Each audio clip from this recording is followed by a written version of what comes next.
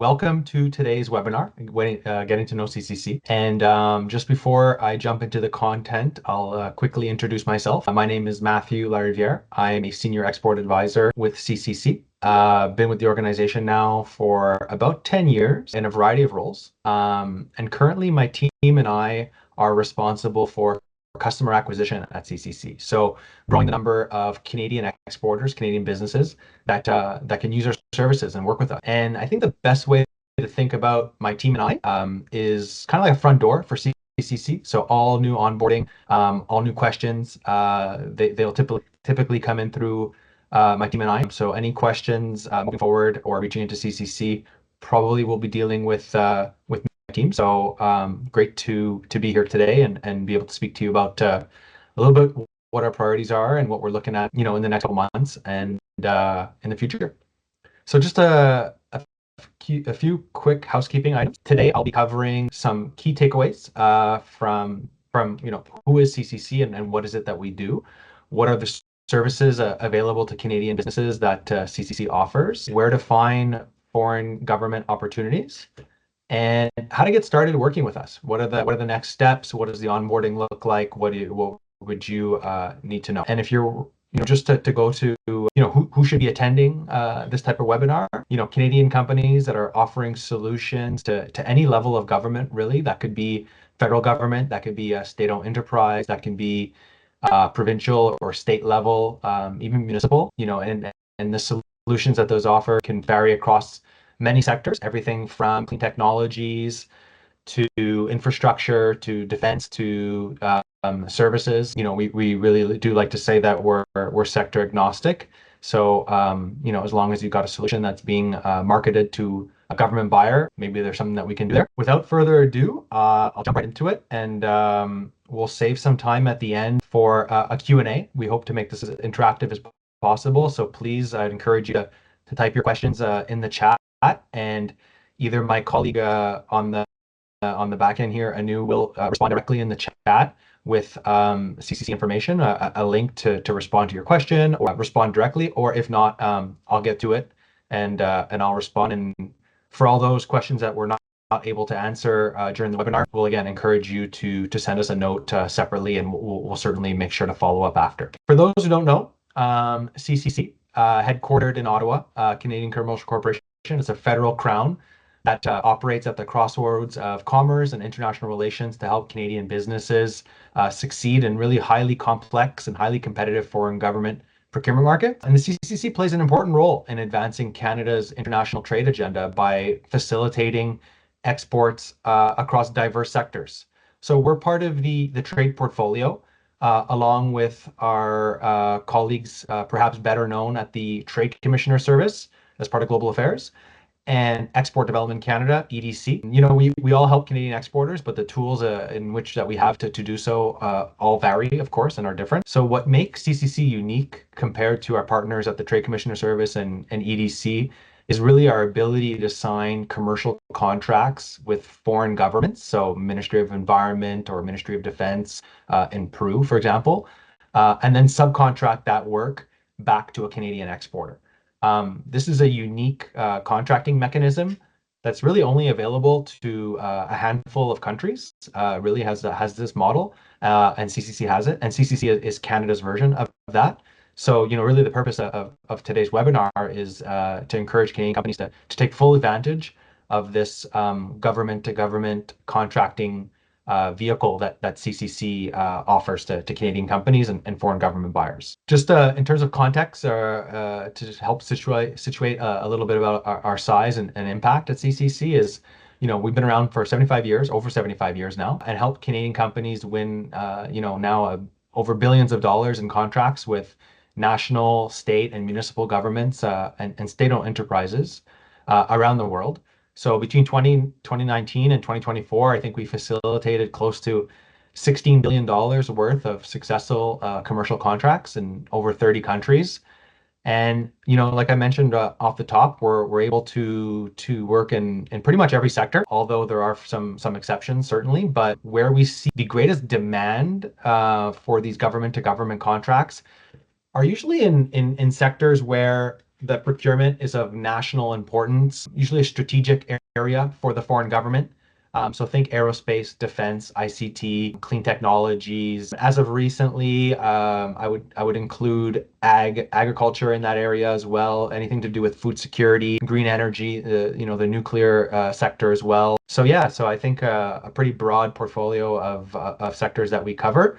But the ones being the highest in demand or the most volume, I would say, is the ones here that you see up on the screen. This slide is just meant to show a sample of the type of companies that we work with. Some of them might look familiar here to you. It's everything from large construction engineering firms, delivering critical infrastructure like airports or bridges internationally, to smaller SMEs that have unique technologies for wastewater treatment, for medical devices, everything from food security and what would be considered as perhaps a commodity like potash. So certainly, again, broad type of companies that we can work with, and I wouldn't limit that to goods either. I mean, we certainly do cover the services sector. So engineering firms or firms that provide feasibility studies, audits, reports, things of that nature are certainly all areas that we can look to support. Of course, being mindful of the value of the contract and some of the other implications that these service sectors that are inherent to the service sector. But all that to say is, the message I want to get across is, if your customer is a government, we should be talking, right? Because there may be something that we can do there. Now, CCC offers a variety of programs and services to help exporters sell their products to foreign governments. Our flagship programs are the two that you see on the right on your screen, the one with the Canadian flag and American flag. These are what I would describe as government-to-government contracts or intergovernmental contracts. And that's really where CCC is acting as the prime, right? CCC is signing that contract with that foreign government and then subcontracting that work back to the Canadian company. So we do this around the world in basically every market, and that's our international prime contractor. And then we have a separate business line that's unique to the US Department of Defense, which I'll get into a little later in the slides. In addition to these two core programs, we also offer advisory services for all new companies, new and existing companies reaching into CCC that might have some questions about how we can assist them in their international efforts and what we can do there. So we categorize that as our advisory services, and that can take the form of introductions, of qualifying opportunities, getting a bit of a signal check on the market, speaking with our folks that are boots on the ground that can validate some of these sales leads. So we categorize that as advisory services. And then lastly is an online tool. It's called the Global Bid Opportunity Finder.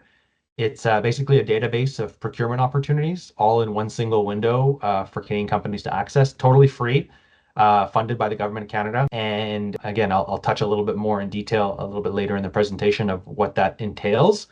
But again, that's available through our website, and I would encourage you to sign up to find opportunities. Yeah, so that's a pretty neat tool that was launched a couple of years back. So just to get into the details a little bit of our flagship program, what we call the International Prime Contracting Service, is really it's a fee-based program where CCC enables Canadian companies to partner with the Government of Canada to pursue and win and deliver government contracts abroad.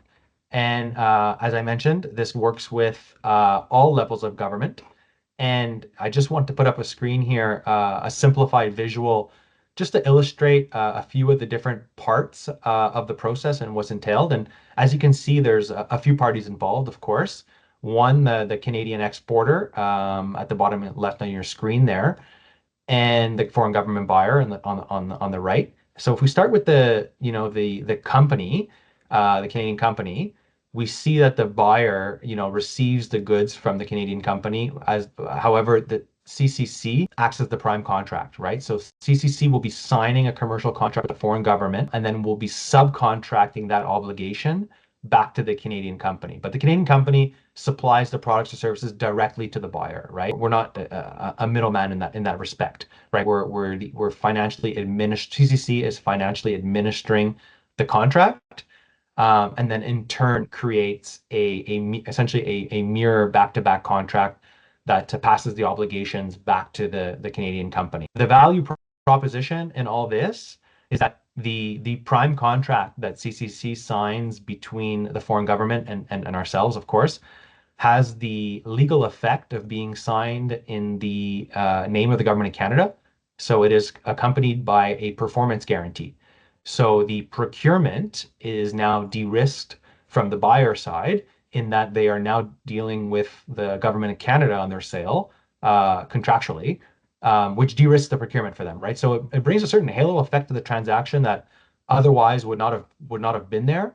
So it lends a lot of credibility for the Canadian company when they're looking to do business with these foreign governments, because now they can essentially say, I'm standing shoulder to shoulder with the government of Canada on my transaction. And it's what's pretty neat is that this contracting vehicle, this guarantee of contract performance, is not something that exists on the open marketplace, right? Like you can't buy this from a commercial lender or a commercial bank, I should say. The big six banks don't have a product that guarantees contract performance in the name of the government of Canada. So it really is neat and unique and a bespoke service that we encourage Canadian companies to take full advantage of. I'll just continue here through my slides, and I basically touched on this just a few seconds ago. But the value proposition is really twofold, right? There's a series of benefits for the Canadian company, of course, which I described, and a series of benefits for the foreign government. Ultimately, we recognize that anything that benefits the government client will then in turn benefit the Canadian exporter in that they're able to sweeten the deal, if you will, for the foreign government buyer, in the sense that they've got the government of Canada now participating, providing that performance guarantee. But we can also, potentially bring financing to the deal, right? CCC is not a bank, right? We're not able to lend money directly. We don't have money in our coffers. However, we can work with our partners at the Export Development Canada or even other commercial lenders that may want to participate.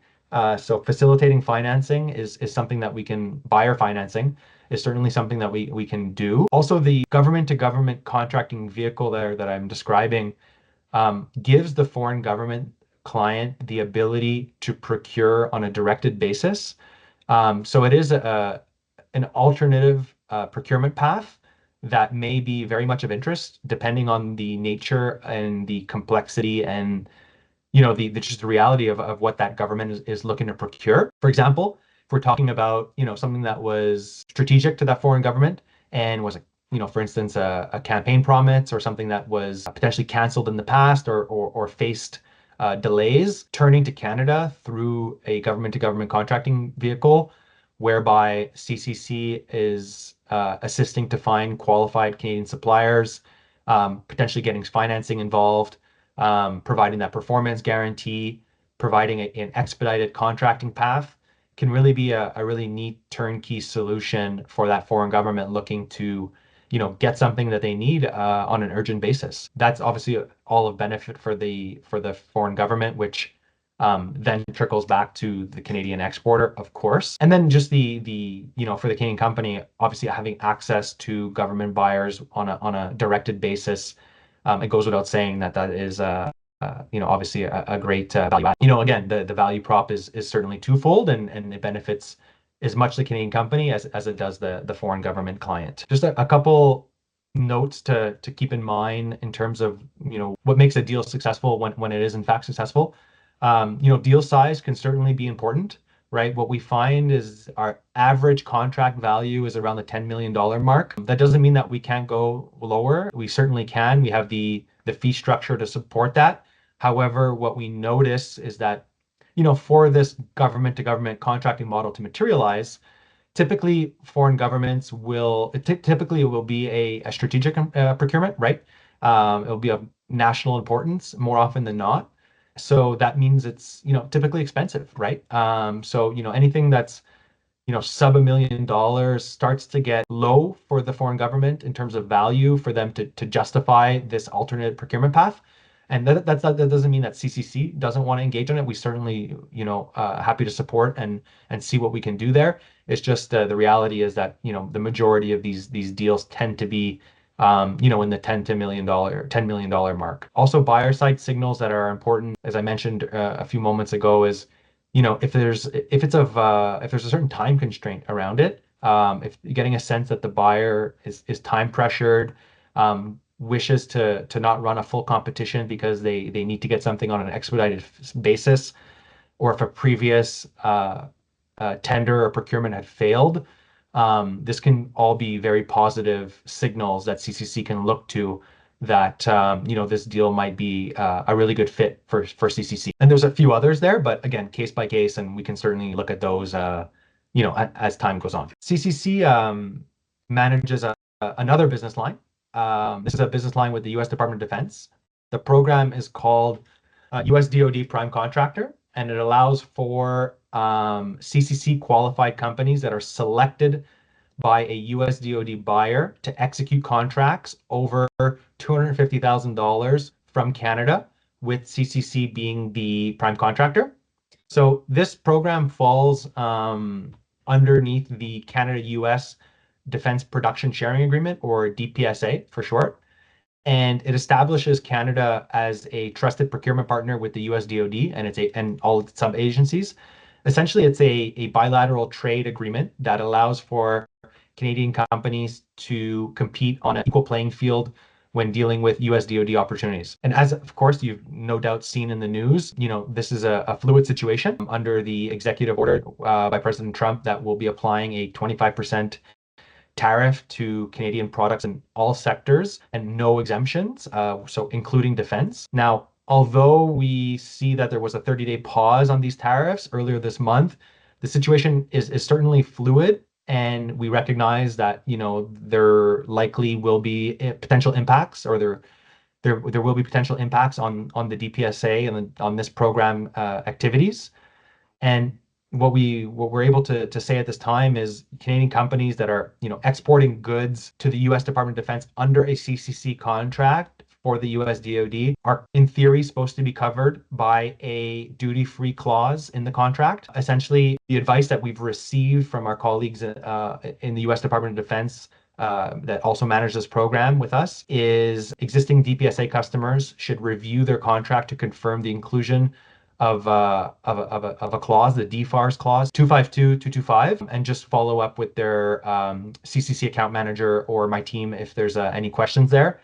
And again, moving forward, the situation remains fluid. We will include these clauses as time goes on. We'll certainly hope to have more answers as to what that looks like and how these tariffs will be applied in the context of the DPSA. We recognize, of course, at CCC that these tariffs can have a significant impact on the business. So any questions that you may have, we would encourage you to send them our way. We'll triage them and make sure that they're responded by the appropriate individuals. And again, any questions that you have on that, please send them our way, and we'll look to assist, as it is as you know, an evolving matter. Just coming back to the program, a few points of differentiation between our U.S. business line and the one that I had described a few moments ago, the International Prime Contracting Service.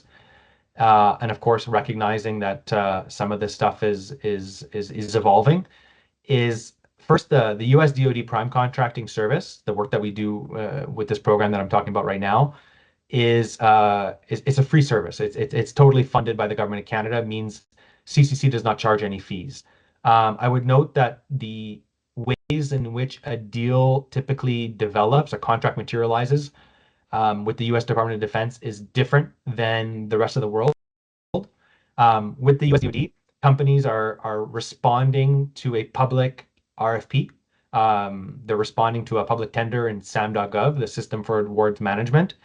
And at the point that they're responding is when CCC will typically become involved in terms of the prime. Whereas with the International Prime Contracting Service, the difference there is that we're involved right up at the beginning, early stages, pre-RFP, and we're paving the way for that directed contract, compared to with the US program where we're responding to tenders. So that's just an important differentiation between those two programs, is that these are all public competitive processes where there'll be multiple bidders, and whereby the previous program is structured a little differently. So just keep that in mind in terms of the difference there. Let's keep going. I see a couple questions coming in, so that's good. I'll hope to get to them in a few minutes here. The Global Bid Opportunity Finder that I talked about at the beginning is a free online tool funded by the government of Canada that allows Canadian companies to essentially search through business opportunities with foreign governments. It provides access to tender opportunities from about 40 sources covering close to 200 jurisdictions. So that includes state and subnational levels. And what's kind of neat about this tool is to think about it as a single window that consolidates different e-procurement portals all into one, totally free, right? And rather than managing multiple logins and going to check in different countries, this is just one central repository. And what's neat too is the way that you can use this tool is passive, right? Like you don't have to be going in there every day and searching for keywords. I would encourage you to set up a profile, set up your key search terms, your business profile, and any new opportunities that are added, because right, opportunities are added daily as opportunities are made available or being published rather by governments. Anything that fits your profile will then be sent automatically to your inbox. So it's a great way to passively receive opportunities as well as have folks on your business development team go in there and pull out opportunities from any procurement portal. And some of the big popular ones that you may be familiar with, such as sam.gov, a few others from the EU, and a couple others from in the Indo-Pacific region will be found in there. So a great free tool, and you can access that on our website, but the link is right there up on the screen, gbop.ca, so pretty easy to remember. This is just our advisory services. I talked about at the beginning, this is a way for us to box in essentially our one-on-one calls that we offer with Canadian companies that are seeking advice on how to best use our services for their business to government efforts. And here we can do our best to certainly provide practical advice, consult with some of our sector specialists, our market specialists, our colleagues at the Trade Commissioner Service in the commercial section of the embassies abroad, and really hopefully provide you some context or some of the informations that we have with respect to your particular efforts. Now, just in terms of next steps of working with us, you'll see up in the screen here, what's important to note in terms of being the right, I guess you'd say, fit for CCC services. Essentially, if you've got a product or service solution for a government client that's being marketed to a government client, you've been in business for a couple of years at a minimum, a track record of selling internationally, a commercialized product, and the financial capacity to pursue the deal, we should absolutely be talking to one another. When I say the financial capacity there, what I mean is essentially not biting off more than you, right? I mean, I think that's something that most of that's just a business practice that you would follow regardless. But I mean, one thing to just note is that where CCC is going to be providing that performance guarantee, we need to make sure that the contract value is just right sized for the annual revenues and the cash flows that company is going to be receiving, right? So, a $5 million annual revenue company, would be biting off a lot if it was chasing a $20 million deal. Whereas if it was the inverse, that would probably make a lot more sense from a financial risk perspective. But all of these things that we can look at in detail, we just want to see certainly, demonstrated revenues, track record of success, and of course a product that's being marketed to a government buyer. And for any if you see yourself in any of these items, there is a contact us page that we'll share around in the chat. Would absolutely encourage you to fill that in, and one of my team members or myself will get back to you, and we can certainly discuss ways to collaborate and ways that we can help you moving forward. So without further ado, maybe we can switch to the Q&A portion. Do the products need to be made in Canada, or is it sufficient that the company is Canadian and that the export revenue comes back to Canada? So The products don't need to wholly be made in Canada or entirely made in Canada. We have a Canadian content, or we like to frame it as Canadian benefit. So, we recognize that, in the modern supply chain and the modern um, components of an export transaction, there's many different countries that are involved in this. So short answer is no, it doesn't need to be 100% made in Canada, although there does need to be Canadian benefit. I don't want to put an arbitrary percentage on that. It's case by case, and we certainly look at it. But anything below 30-40% Canadian content starts to get really, really low for us. So the more that we Canadianize the solution, the better chances it gets full support at CCC. So that's when we're talking about perhaps a consortium type solution. But the more Canadian, the better, of course. See here, can you talk about a model where there are two Canadian companies in the transaction, where the first Canadian company is an advisory company introducing market entry advisor to the second Canadian company, which is, for example, a manufacturer. Would the first Canadian company Okay, so they're just talking about what the structure would look like in the event that there was multiple Canadian companies involved. It's a good question. It can certainly depend, like everything, of course. But what I would say is, from a CCC risk tolerance perspective, we typically like to be contracting with one lead Canadian company, and that lead Canadian company would then subcontract um, to additional firms that were part of that consortium, or part of that value being delivered. That allows us to have recourse, of course, with one company, and not have potential liabilities, of course, falling through the cracks there. So that's just something to be mindful. Of course, there's ways to also structure contracts in ways that multiple parties will be liable for different portions, and maybe that's another way to look at it. We see this in infrastructure. We see this in sectors where where the good is not where the good has multiple components, of course. So you can imagine a wastewater treatment facility, or a big public infrastructure project where you're right, there is perhaps an advisory component, there's an engineering component, there's a procurement component, and multiple players can be involved. So we can look at that, but again, my point there on that one is we much prefer to contract with one lead Canadian company. That lead Canadian company we would encourage to probably be the one with the strongest balance sheet, right? The lead exporter, and then have the rest of the Canadian parties below that one. Looking at some other questions here.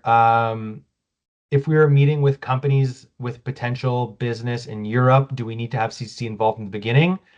Well, really, wherever it is, the sooner you get us involved, the better. What we're trying to be doing here at CCC is paving the way for that directed contract pre-RFP. So we want to be socializing the government to government model with the government clients on your behalf and with you the as early as possible. So if you've got something that's months out, years out, whatever it is that you're looking at, certainly do let us know in advance, and we'll do our best to get started on that the sooner than later, because typically the moment that the procurement is set to a competitive process, and they put it out to multiple bidders, typically at that stage, it's too late for CCC to participate, in that the government has already committed to a procurement path where they're seeking multiple bidders. And at that stage, the CCC value proposition in terms of a turnkey directed contract is diminished. So, there's less of a reason why to want to bring in CCC at that stage. So in terms of key sectors, can you comment on where skills development or education falls? Yeah, it's a great question. That is probably a standalone sector, really. Although if I talk about the defense space, we've done, pilot training, we've done skills training. So, it really could fall into a few of those. Um, but I wouldn't get too caught up on where it falls and in what sector. We can look at that on a case by case basis. Professional training is certainly an area that we have supported in the past and can certainly support in the future. Where that the sector that it happens to be in and the training sector that it happens to be in, we are somewhat agnostic to, so we can look at that. But we have done this in the past, so that would be great. So what factors lead to upper bound of a sweet spot of a $50 million size? I mean, there's just ultimately what we're talking about in terms of the solution, right? Like, I mean, um, a larger procurement is just going to be more expensive there. So, when we're talking about, um, maybe pilot training or something like this for a limited number of people, of students rather, there maybe, a $5 million contract is or $2 million contract is more reasonable, given the nature of the sale. But then again, if we're talking about, public infrastructure or something in the defense and security space, we can quickly get up to the $50 million mark. Um, Does CCC provide any tools for legal and financial matters on how to start the process of export? Um, I would turn to our colleagues at the Trade Commissioner Service for some of these materials. We can help guide you to some of these materials that our partner agencies will put out. They might be better suited for elements in the earlier stages of the export journey. But we can certainly look at that. We also have CCC has a blog page, a resource page on our website. I would encourage you to check that out. We have some materials there, but specific to legal and financial matters, maybe um, without commenting too directly on exactly it is what you're looking there for, um, probably would suggest that you turn to the resources section of the Trade Commissioner Service. They have an excellent library of content across the value chain, across the export supply chain. So please confirm if the sale between Canadian supplier and CCC yeah, taxes, that's an interest that's a case by case one. Don't have an answer on, I don't want to answer with a paint that with a broad stroke. It depends on the market, depends on the contract. Taxes are something that we look at on a case by case basis. So certainly would want to follow up on that one. If you have any specifics there, would like to know more, we typically can seek out the legal advice of either our colleagues at legal firms that we work with, to just make sure that all the tax issues are squared away, because we don't want any surprises. Neither do you, of course. So that one, I would encourage you to send me a direct note, and we can look at that. But short answer is it depends. Yeah. Presumably, CCC can represent a number of Canadian companies bidding on the same opportunity. Yeah, yeah, absolutely. That's right. I mean, ultimately, in a scenario where multiple Canadian companies were looking at the same opportunity, it would be the foreign government client that's ultimately running the procurement and selecting who they want to participate or who they want to contract with. We've done this before in the past, and that's fine. In an example where a Canadian so a good point of that question actually is the majority of our business actually is exporter driven. And what I mean by that is that Canadian companies that we're working with are coming to us with something in their pipeline, meaning the opportunity of the sale is theirs, right? So there wouldn't be multiple suppliers in that scenario. It would be just one, and it's because you brought it to us, it's yours. So the more that way of business is being generated, that we don't have to worry about multiple suppliers because of course the sale is yours. Looking here at some of the other questions. Let me see here. I see here what's the difference between EDC and CCC? And that's a great question, one that we get all the time. I think the the simple answer there is EDC is a bank, CCC is not. So we don't have the ability to finance. We don't have coffers, right, to lend against. We don't provide insurance. So actually, it's outside of our mandate. So anything like that the Export Development Canada would offer in terms of financing or insurance, accounts receivable insurance, political risk insurance, these are all outside of CCC's mandate and not what we offer, not part of our offering. We are a contracting agency, meaning that we can sign contracts with foreign governments, and then potentially EDC would participate as the financer, as a buyer financer, or even as working with our exporters to provide insurance, or working with commercial lenders and providing insurance products to them. So we certainly work together, but very different nonetheless. Another good question is, what are the government of Canada's priorities for growing exports, and how does that work with CCC? That's a good question, and just take a sip of water here and I'll respond. So to nobody's surprise, our priority, of course, remains supporting Canadian exporters in their international business development efforts. I would say the broader government of Canada strategy has been orienting and pivoting towards the Indo-Pacific region, to nobody's surprise. This is the Indo-Pac region is home to some of the fastest growing economies in the world, and with the demand to match that. So, countries like Indonesia, South Korea, Vietnam, Philippines, even Australia, um, are seeing a big uptick in some of the commercial missions and trade missions that our colleagues at the Trade Commissioner Service are going on. So certainly would be keen to know about any opportunities in that region.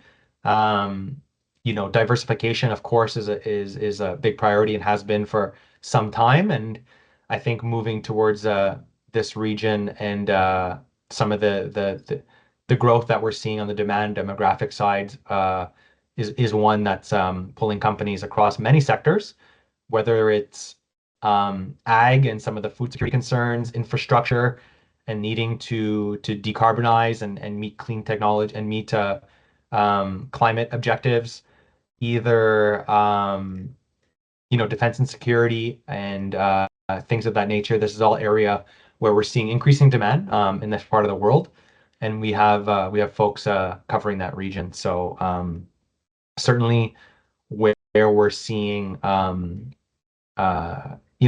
demand and where the priorities lie in the future. I would say also for CCC, I just come back from PDAC, which is Canada's largest defense and secure, excuse me, Canada's largest mining show, if not one of the world's largest mining shows. And there, the mining sector traditionally for CCC was one that we, kind of kept on the sidelines, recognizing that it is largely a B2B sector for the most part. But having gone to the show and walking around a little bit and meeting with companies, we learned a few things. Is that there is room for CCC to operate in some of these places. For example, firms offering environmental scans, firms that are offering mining services and supply to Ministry of Environment or Ministry of Mines can certainly be a place that we can get involved.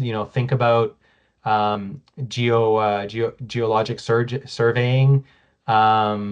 Think about mapping. Think about digitizing the records of the ministry's records being digitized rather, and mapping out all of the deposits that they have underground.